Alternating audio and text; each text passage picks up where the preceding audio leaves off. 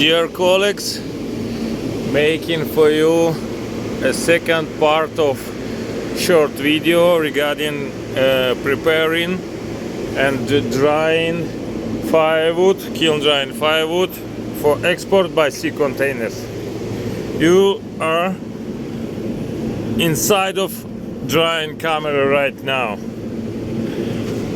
You can see pallets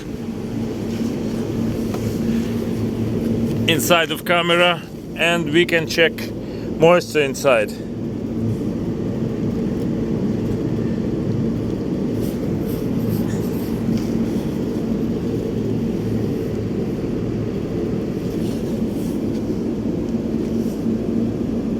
You can see